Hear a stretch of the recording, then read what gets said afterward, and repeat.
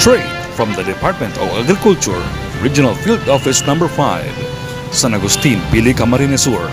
Alamin ang mga bagong impormasyon, proyekto, pulisiya, teknolohiya at mga kaganapan sa agrikultura sa Bicol. Dito lang sa Umasenso Online. Magandang araw mga ka-Umasenso. Tara na't manood at makinig ng Umasenso sa pagsasaka at pangingisda. dito lang sa Umasenso Online. Ako po si Bettina Belen. At ako naman po si Annalyn Baleza mula sa Regional Agriculture and Fisheries Information Section. Espesyal ang buwan ng Oktubre sa sektor ng agrikultura, mga ka-Umasenso. Noong Sabado ay ipinagdiwang sa buong mundo ang International Day of Rural Women 2022 na may temang Rural Women Cultivating Good Food for All. Kahapon naman ay idinaos din ang World Food Day na naglalayong isulong ang pandaigdigang kamalayan at pagkilos upang mabigyan ng solusyon ang problema sa gutom. Binibigyang diin rin sa World Food Day ang pangangailangang masiguro ang healthy diet para sa lahat. Ngayong araw mga ka-Umasenso, kasalukuyang idinaraos ang ika-50 anibersaryo ng National Meat Inspection Service. Congratulations po sa ating mga kapwa kawani sa NMIS. Dahil dito sa Umasenso Online, kayong mga magsasaka at mangingisda ang bida. Hatid namin sa inyo ngayong umaga ang mga kwento at balitang makakatulong upang sama-sama nating mapaunlad at mapasigla ang sektor ng agrikultura dito sa Bicol. Napapanood po tayo ngayon ng live worldwide sa aming official Facebook page at YouTube channel, Department of Agriculture Bicol at Facebook account, Agriculture Bicol. Mapapakinggan nyo rin po ang Umasenso Online sa 87.5 FM DZCZ at FMR University FM 94.3. Muli niyo po kaming samahan ngayong umaga sa isa na namang umaasensong talakayang siksik, liglig at umaapaw sa impormasyon at kaalaman sa pagsasaka at pangingisda. At gamit ang hashtag na Umasenso Online at hashtag Agribalita sa Bicol, i-like, i-heart at i-share niyo po ang aming episode ngayong umaga. Congratulations to the Regional Agriculture and Fisheries Information Section, or RAFIS, for coming up with this online magazine show featuring DA Bicol's programs, policies, technologies, and updates on agriculture. Iniimbitahan ko po kayo na manood ng Umasenso Online tuwing Lunes alas 10 ng umaga. Please also like and follow our social media page, Department of Agriculture Bicol.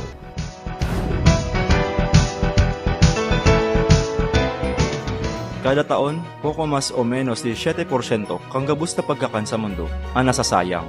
Gabus kita dapat magiro siring sa minasunod. Magbakal sa nakan kaipuhan, risaw ng label kan kakano na babakalon, tawan ni kaduang tsansa ang mga bakong magayon na ani. Maging bayani sa kakanon, ang satuyang mga aksyon iyuman ang satong potoro. Para sa dagdag na impormasyon, bisitawan ng fao.org. Ang astig na Pinoy, malakas, malusog, malinaw ang mata, matalas ang isip, matibay ang puso, malakas na pangangatawan, laging palaban.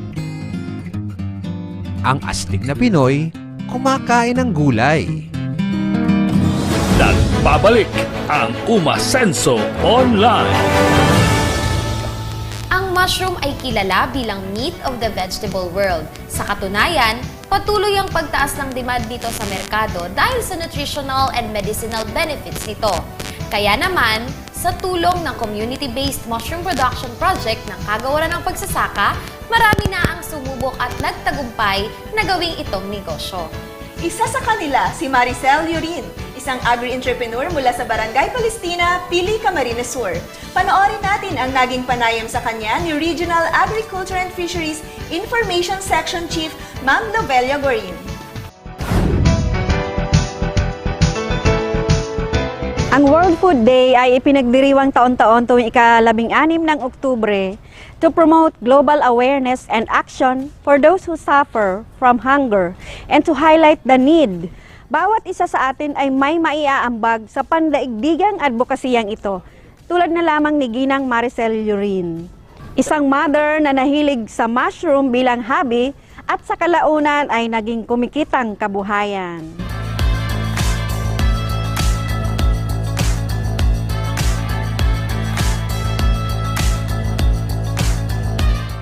Pasok na tayo sa Mushroom House.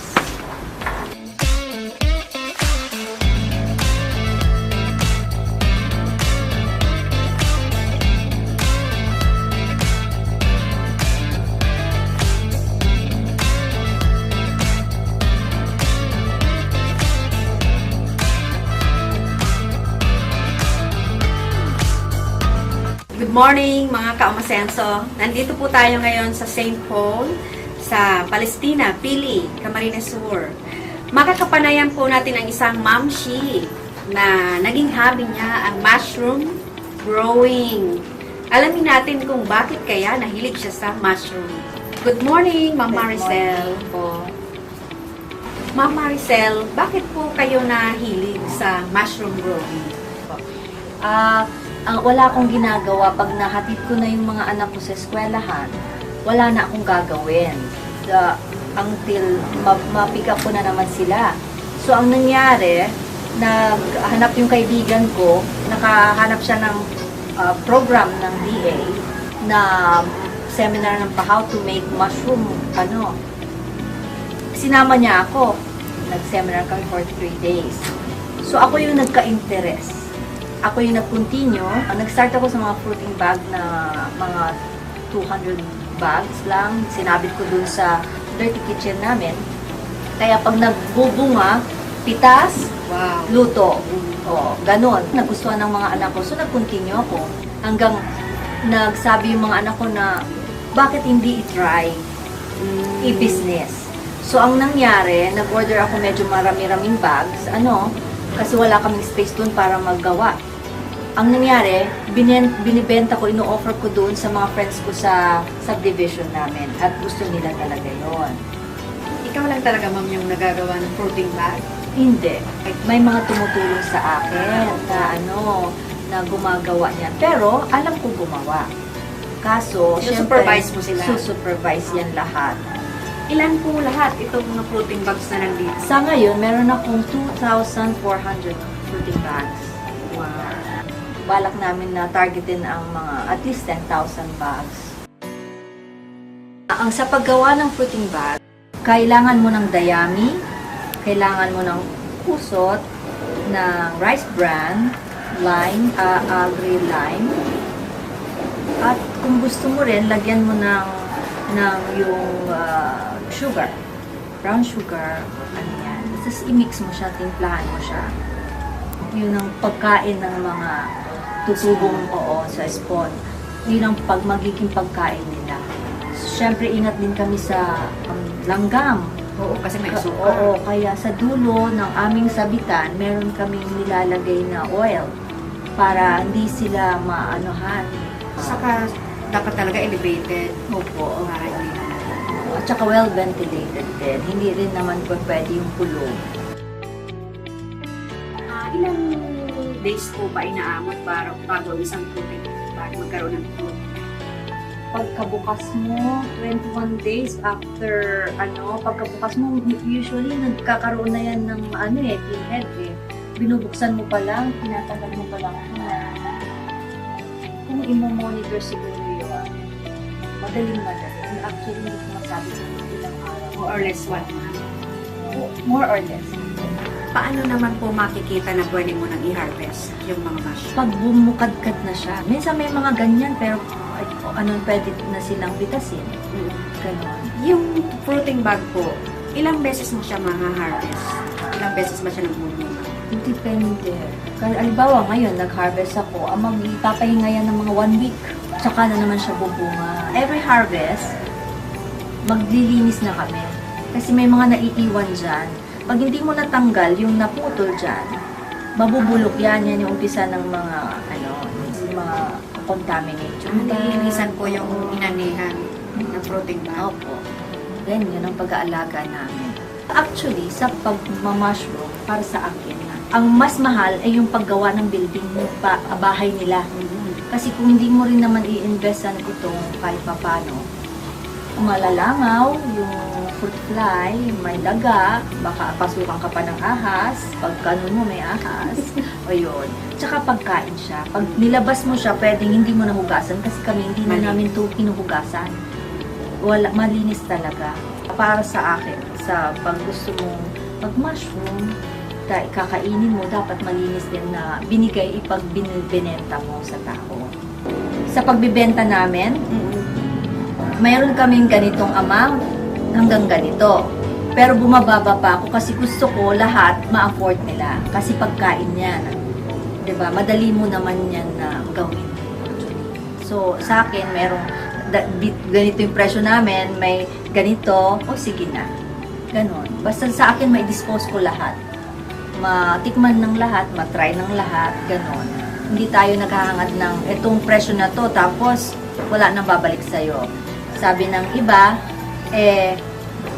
kahit maliit ang kita, basta tuloy-tuloy. At masaya. At masaya. Sa ginagawa. Oo, totoo yun.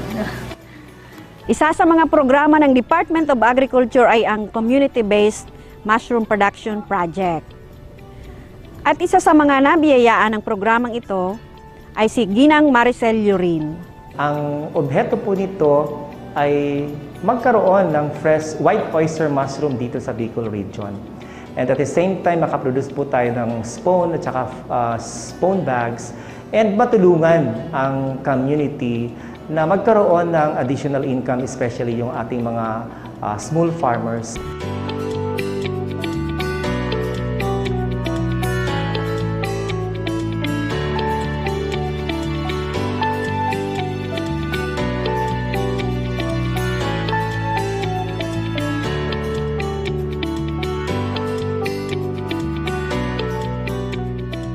Sa mga anak mo po, anong luto naman po yung ginagawa? Kahit ano, alternative siya sa meat. Or if kung konti yung meat mo, ilagay mo yun, madami. At saka masustansya. Siya yung maraming sustansyang makukuha na habang umiinit, nandun pa yung sustansyang nakukuha mo. Marami po bang orders? Marami Sa rin tingin mo? din. Opo, Ano may po ba mga yung potential nitong mushroom? maganda, basta Mushroom masipag business. ka. Masipag. At saka, ang maganda niyan, hindi mo kailangan maraming tauhan. Pero ngayon kung may negosyo ka na, patuloy ka pa rin sa paghatid ng mga anak mo. Oo. Araw-araw. Ang gawain ko, pag alis nila, Yun na, diretso na punta ako ka na sa dito. mushroom. Oo. Pag oras ng sunduan, alis na rin ako. Ganun na. Ma'am, i-invite natin yung mga viewers natin na mag-engage din sa mushroom or kaya bumili naman ng produkto sa inyo. Opo. Sana po ay mainganyo yung mga tulad kong nanay. O hindi man tayo nag-opisina, pero busy tayo sa mga anak, sa bahay.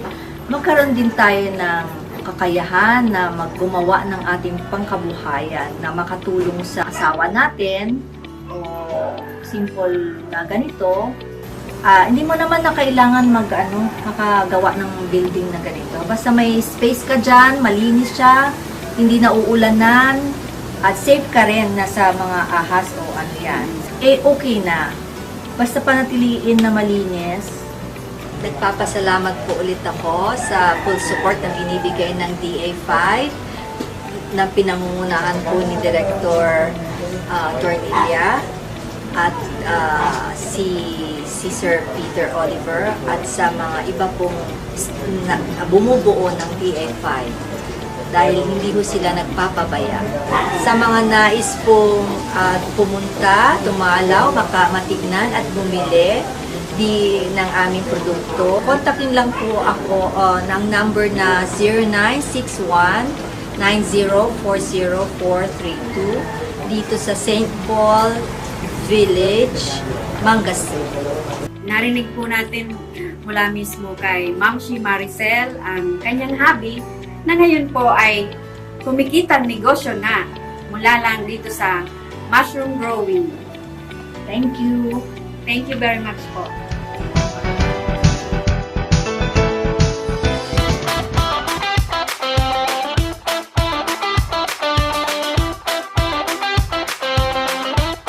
Alam mo ba, Charo, lahat na nagmamahal. Ikaw na lang yung hindi. Wow ha, pero tama ka. Mahal na nga lahat ng bilihin, pati abono. Oo nga, sa 2,000 piso kada sako, madadahil sa pataba ang palay ko nito. Tsak, dahil din ang ani ko. Nako, hindi dahil sa pataba ang sagot sa problema mo. Kung di, abonong swak combo kung saan makakatipid ka pa hanggang 4,000 bawat ektarya. Kaya swak sa budget, swak sa palay. Abonong Swak Tips! Tip number 1, gumamit ng organiko at inorganikong pataba. Huwag inorganikong pataba lang. Bukod sa nakatipid ka na, tumutulong pa itong maparami ang ani, mapangalagaan ang kalikasan at mapanatili ang mga sustansya ng lupa. Tip number 2, piliin ang combo na swak sa inyo. Mamili ng tamang dami ng organiko at inorganikong pataba depende sa target na dami ng ani at budget. Tip number 3, subukan din ang leaf color chart, -1 element technique o Rice Crop Manager Advisory Service kung ang hanap mo ay detalyadong gabay sa pag-aabono. Alamin ang tamang dami, uri at tiyempo ng pagpapataba sa pamamagitan ng mga ito na maaaring i-download sa cellphone mo. Ang galing mo talaga, kaya nakabibighani ka eh. Sige, susubukan ko yung abonong swak. At baka yan na rin ang sagot sa problema ko. At baka dahil dyan, makuha ko ng matamis mo oo. Abonong swak, swak sa budget, swak sa palay. Nagbabalik ang Umasenso Online para sa ating mga umaarangkadang balita. DA Bicol sinimulan ang pamamahagi ng 5,000 RFFA cash assistance sa mga magsasaka ng palay. May ulat si Emil Pasumbal. Sabay-sabay ang pamimigay ng DA Bicol ng 5,000 pisong Rice Farmers Financial Assistance sa mga magsasaka ng palay sa 4 na probinsya ng Bicol. Nagsimula ang pamimigay ng RFFA cash assistance noong Lunes, October 10, 2022 sa 4 na probinsya ng Camarines Norte, Albay, Catanduanes at Sorsogon. Sa kabuuan ay may 125,563 na magsasaka ng palay na rehistrado sa RSBSA at may hindi higit sa 2 hektarya ang mabibigyan ng aabot sa 646.6 milyong pisong halaga ng RFFA cash assistance. Sa probinsya ng Albay, 30,307 rice farmers ang mabibigyan ng total na 156 milyong pisong kabuang halaga ng RFFA.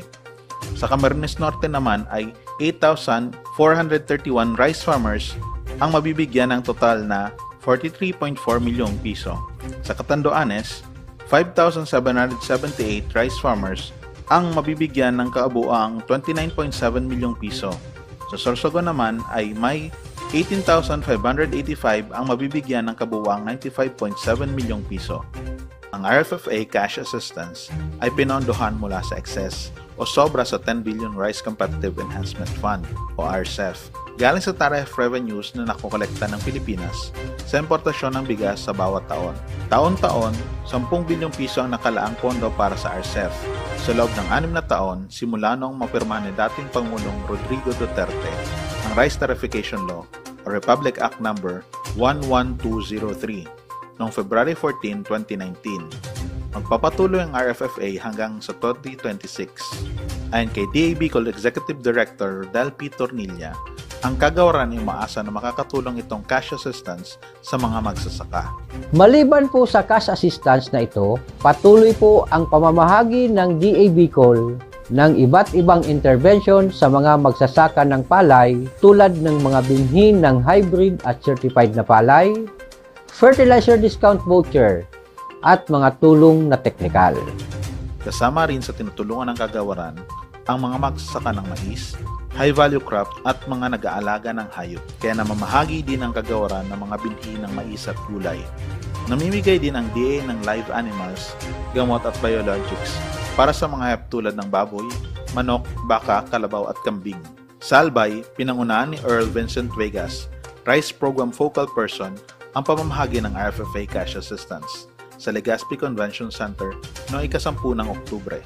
Dumalo din sina Governor Noel E. Rosal at Legazpi City Mayor Geraldine Rosal.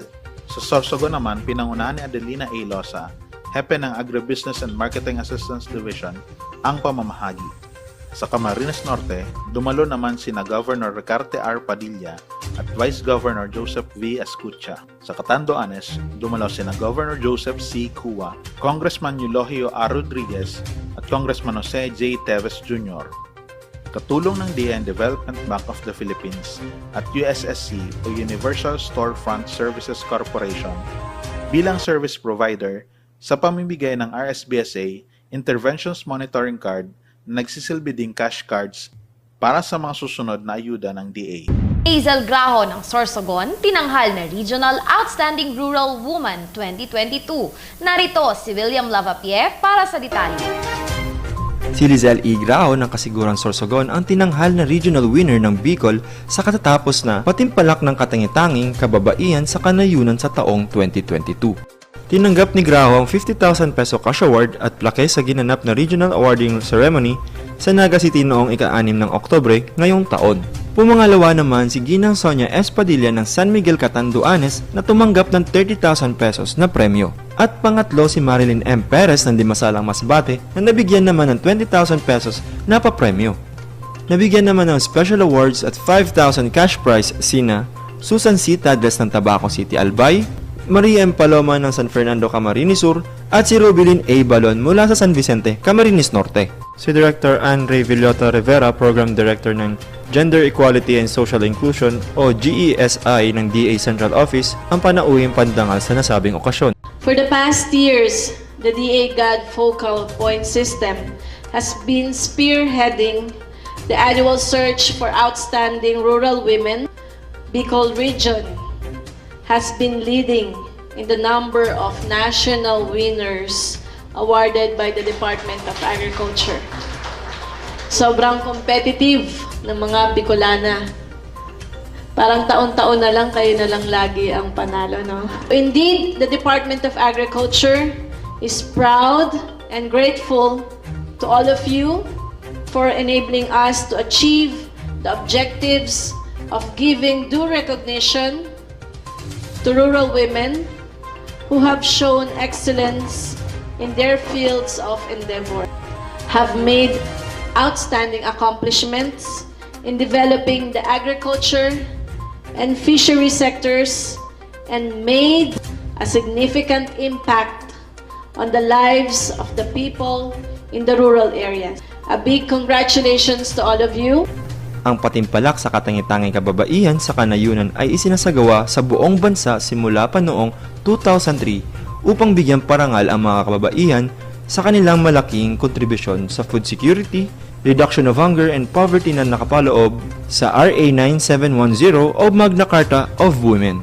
This year's search was extra special as it is pursued with greater zeal and more focus on searching exceptional women in rural areas with high poverty incidence. So proud God focal person po ako because these women were able to represent Bicol's rural women not only at the national but even in the international stage and use this platform in uplifting their families as well as the lives of other farmers and fisher po in their communities. Si Lizelle Graho ay isang agri-entrepreneur at integrated diversified farming system practitioner. Advokasya niya ang sustainableng hanap buhay para sa mga kababaihan ng Barangay Tigbao sa Kasiguran at mga kalapit na munisipyo sa Sorsogon. Sa edad na 39 years old, si Lizelle ang nagsisilbing Operations and Marketing Manager ng Graho Farm sa Kasiguran, Sorsogon kung saan siya ay kilala bilang mahusay na beekeeper. Ang Graho Integrated Farm ay producer ng honey, alak mula sa passion fruit, at banana chips. Ang Graho Farm ay accredited ng Agricultural Training Institute o ATI bilang learning site for agriculture at ng Department of Trade and Industry. Meron din itong license to operate mula sa Food and Drug Administration. Kung kaya ng lalaki, kaya din natin mga babae.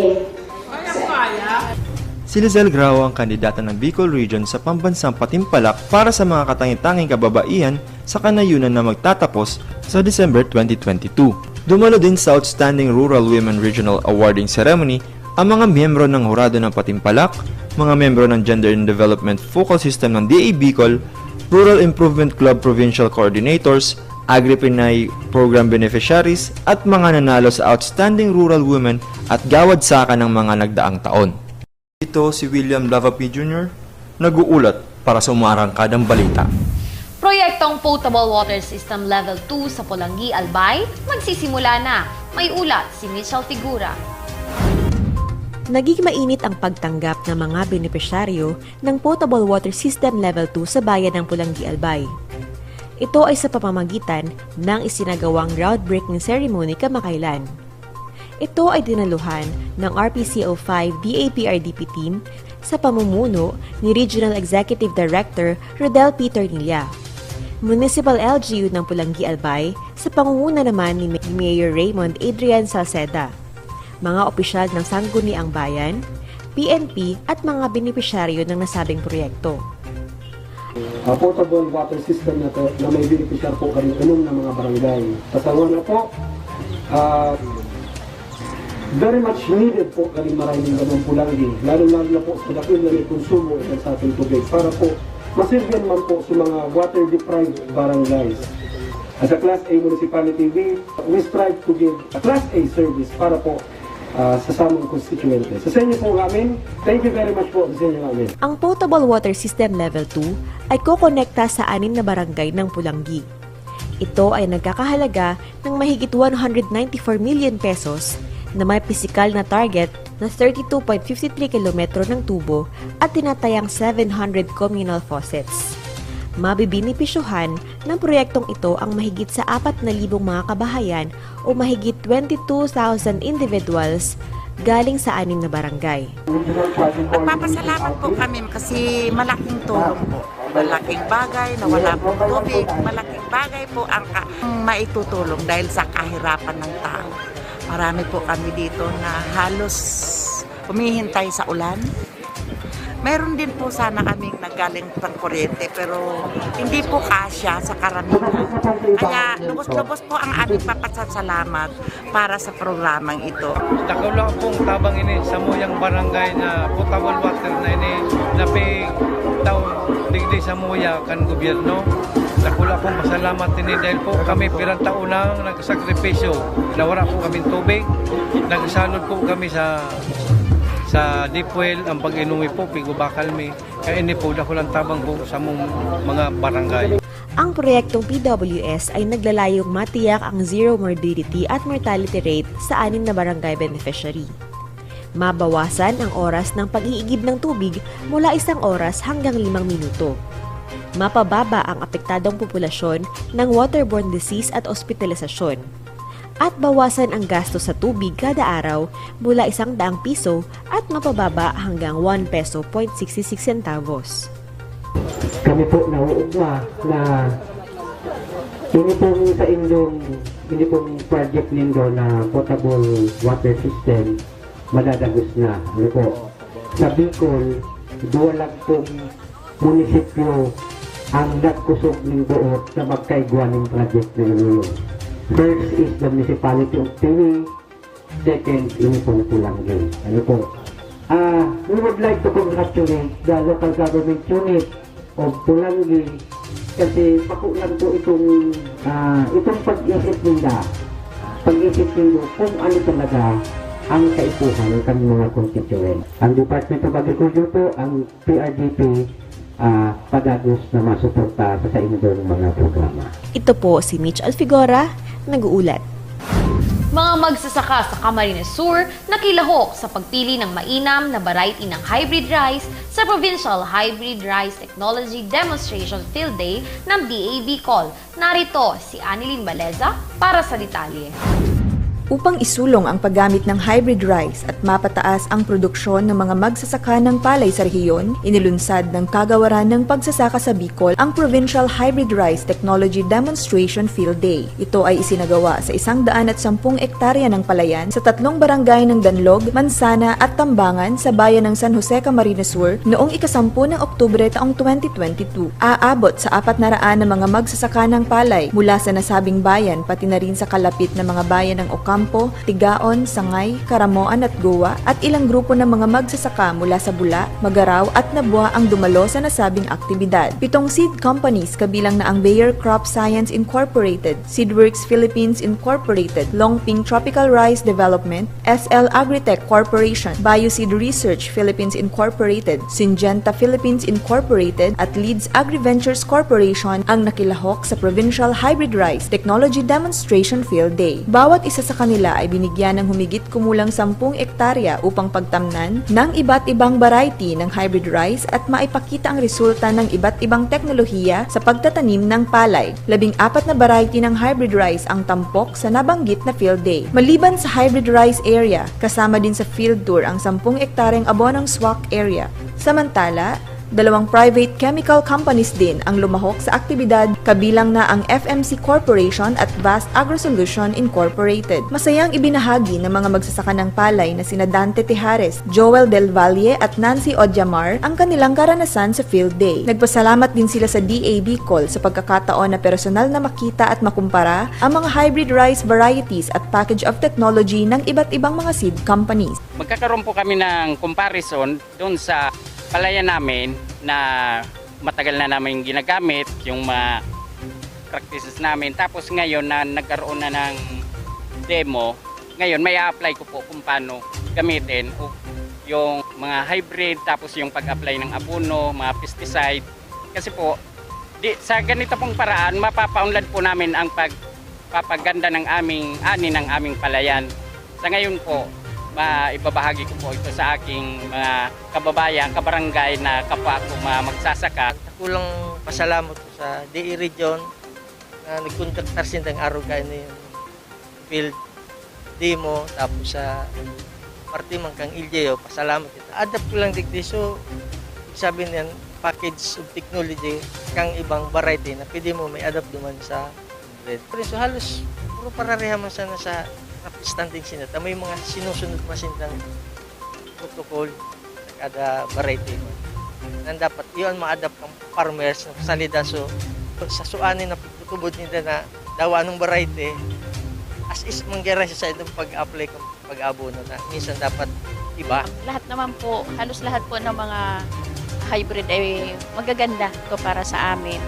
Para kami po ay makadagdag ani sa mga panahon, lalo na sa panahon ng tag-ulan. At magaganda rin po ang kanilang mga variety, hindi lang sa lowland, maging sa upland po, magaganda din sila. Malaking tulong po ito sa amin kasi katulad ng mga dati, medyo mababa yung harvest namin. Gawa ng kung minsan dinadaanan kami ng kalamidad. Dumalo sa nasabing aktibidad sina DAB Call Regional Executive Director Rodel Tornilla, Field Operations Division Chief Dr. Mary Grace Rodriguez at Agricultural Program Coordinating Officer Marshall Bustarga. Nagpasalamat naman sina Mayor Gerald Peña, Vice Mayor Virgilio Panuelos at Municipal Agriculturist Grace Santalices sa oportunidad na ibinigay ng kagawaran para sa mga magsasaka ng palay sa kanilang bayan.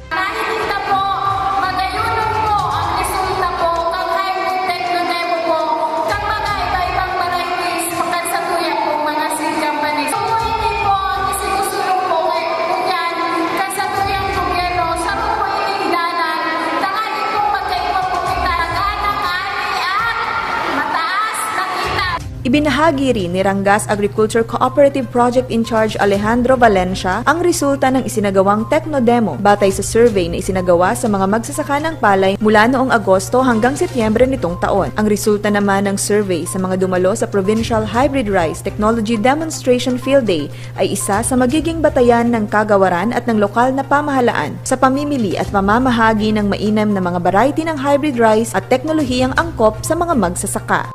Ako si Annilyn Baleza, nag-uulat para sa Umaarangkadang Balita.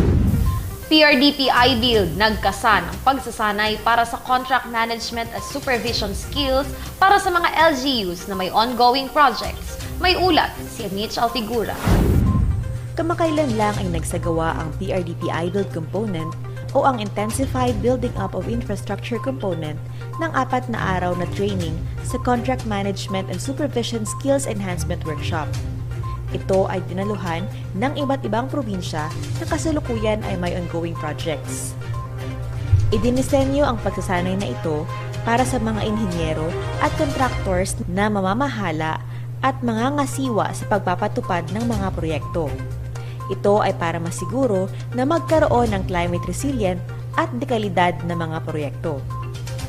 Naging makabuluhan naman ang isinagawang training sa tulong na rin ng mga assigned speakers na galing sa Project Support Office South Luzon at Regional Project Coordination Office Bicol. Aktibo nilang ibinahagi ang kanilang mga kaalaman sa pamamagitan ng masusing pagtalakay sa mga paksa na nakatalaga sa kanila. Sinagot din ang bawat katanungan at agam-agam ng mga kalahok sa nasabing pagsasanay upang magkaroon sila ng kalinawan. Kami po ay lubos na nagpapasalamat dahil po nakapag-attend po kami ng seminar na ito na patungkol sa pagpapa-implement at pagmamanage ng proyekto na ibinigay po ng PRDP. Napakalaking halaga po kasi po kinakailangan namin i-monitor ng maigi itong proyektong ito sa kadahilanan para matapos namin ng maganda ang proyekto para mabilbisyon po ang sangkatauhan na aming inirepresent.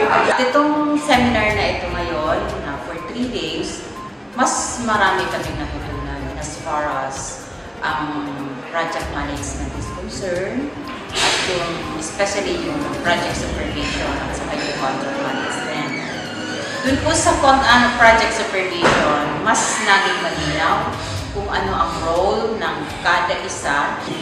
At yun naman sa contract management, naipaliwanag ng mabuti kung ano yung nakapalaman doon sa contract na pinirmahan between the LGU and ang aming assistance. Maraming salamat po in behalf of the LGU Pulangi Albay sa isang privilege na makasali sa inyong programa na ang magbe-benefit talaga ay ang tao. In our place, it's 4,662 households po ang manginginabang water system project. Again, Diyos mabalos po. Layunin ng gawaing ito na magkaisa ang mga stakeholders sa pagpaplano, pagtatasa, pagsubaybay at pagsusuri ng proyekto. Ang PRDP ay nagalayong maiugnay ang mga magsasaka at mga mangingisda sa mga lugar ng produksyon sa merkado upang makatulong na mapataas ang kanilang ani at kita. Ito po si Mitch Alfigora, nag-uulat para sa Umaarangkadang Balita. Mga magsasaka sa Bicol at Samar lumahok sa lakbay-palay ng PhilRice sa Ligao City. May ulat si William Lavapie. Mga magsasaka sa Bicol at Samar lumahok sa lakbay-palay ng PhilRice sa Ligao City. Umabot sa 372 mga magsasaka at mag-aaral na galing Bicol at Samar ang lumahok sa lakbay-palay program ng Philippine Rice Research Institute o PhilRice noong 11 ng Oktubre ngayong taon na may temang Bukid Tipid Tips, Subukan. Ayon kay PhilRice Branch Director Dr. Victoria Lapitan, layunin ng programang ito na bigyan ng mga bagong kaalaman ang mga magsasaka ng mga makabagong teknolohiya at ipakita ang mga katangian ng mga variety ng iba't ibang hybrid at inbred na mga palay na angkop sa kanilang lugar. Taon-taon po ay ginaganap po namin itong lakbay-palay at kahit nga po may pandemic, sabi ko nga po sa inyo kanina, hindi po ito naging sagabal upang hindi po namin ituloy ito para po sa inyong mga stakeholders natin, lalo na po para sa ating mga magsasaka. Bagamat nung may pandemic ay limitado lamang po ang aming mga inanyayahan, pero talagang pinili po namin daos ito dahil ito po yung aming responsibilidad sa inyo. Ang ihatid po at ibigay sa inyo yung mga technologies that we have developed through the years. At naalam po namin na pwede nyo ma-adapt, magamit at makita upang sa inyong may apply po sa inyong pagpapalay. Masbate, Sorsogon, Kamsul, Kamnorte, and Albay. Ayan. Thank you po very much. At nais po namin ipahabit sa inyo na ito pong ginagawa namin lakbay-palay, ito po ay inihahandog namin para sa inyo. Ipinakita rin ang iba't ibang agricultural machineries at equipment na makakatulong sa pagtatanim at pag-aani ng kanilang mga palay. Bukod sa field tour, meron ding techno-clinic sessions kung saan tinalakay ng mga eksperto na galing pa sa PhilRice Central Experiment Station ang tungkol sa inbred and hybrid rice varieties and characteristics, abonong swak, pest management, bukid tipid tips at participatory varietal selection and sensory evaluation discussion. Hinikayat ni Albay Governor Noel E. Rosal na gamitin ang mga natutunan sa programang ito. Sa pakinig ko sa palit-aling karaban na ini, kepuan kakuman meron na ibigituhan. Kepuan mag-igustupan kita, and kepuan man mag-atender kita, and dapat ibuon naman ang satuyang counterpart. Lalo-lalo na sumama ng award data. Let us grab this opportunity. Itagabos, maugma ko na nagulog ka mo, panigay bang parte kang satuyang rehiyon, Bicol, na nagbigay ka mo para mahiling ka ang mga experts, makakuha kita ng idea para hindi may tao na dapat hindi mag-multiply. Dapat kita magdakol. Ang government dapat mag-provide irrigation. Ang gobyerno, iyon mataw kang irrigation. Iyon mataw sa Indokan para makapumapakita ng mga bakanting na inianahin ko na solusyon. So again, pasalamatan ng Field Rice and siyempre ang DA sa pagpanalo sila seminar.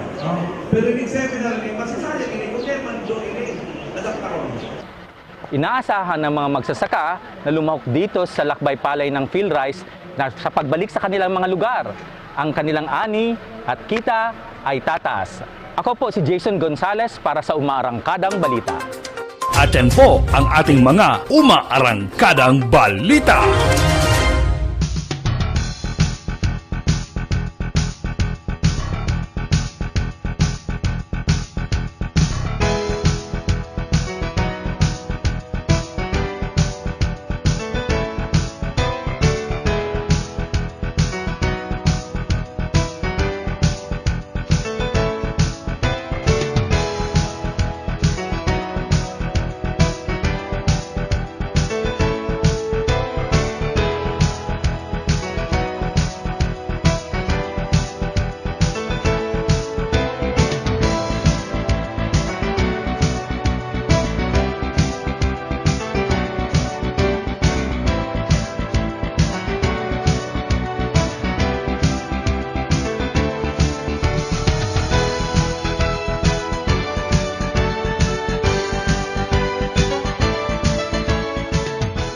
Mga dapat gawin bilang paghahanda kung sakaling sumabog ang bulkan. Maghanda ng mga supply kit tulad ng flashlight, whistle, tubig, sapat na pagkain, face mask, blankets, sturdy shoes, damit o jacket, power bank, radyo at ekstrang baterya, pera, tools tulad ng wrench, pliers and screwdriver, can opener, maps, cellphone and charger, duct tape, and waterproof containers. Huwag din kakalimutan ang first aid kit na naglalaman ng gloves, soap, antibiotics, bandages, at mga gamot. Alamin kung saan ang pinakamalapit na evacuation center. Makinig at sumunod sa mga panukala ng mga kinauukulan. Para sa mga alagang hayop, dalhin ang mga alagang hayop sa livestock evacuation center. Magpasiguro ng pagkain, cut and carry o silage, at malinis na tubig. Mag-administer ng mga vitamins at antibiotics upang makaiwas sa sakit at stress. Magsagawa ng inventaryo ng mga alagang hayop bago sumabog ang bulkan. Para sa mga tanim, anihin na ang mga dapat anihin upang maiwasan ang pagkalugi ng palay, mais at mga gulay. Makipag-ugnayan sa municipal agriculturist hinggil sa posibleng kakailanganin sa mga taniman.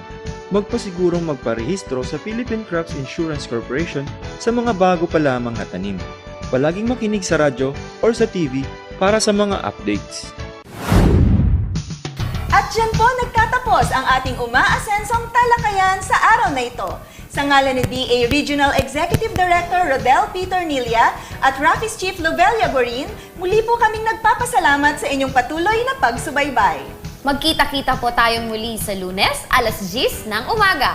Mapapanood niyo po ang replay ng Umasenso Online sa Department of Agriculture Bicol Facebook page at YouTube channel and Agriculture Bicol Facebook account. Papapakinggan niyo rin po ang Umasenso Online sa Broadcast Center ng Camarines Sur Polytechnic Colleges, 87.5 FM DZZZ at FMR University FM 94.3. Gamit ang hashtag na Umasenso Online at hashtag Agribalita sa Bicol, i-like, i-heart at i-share po ninyo ang aming episode ngayong umaga.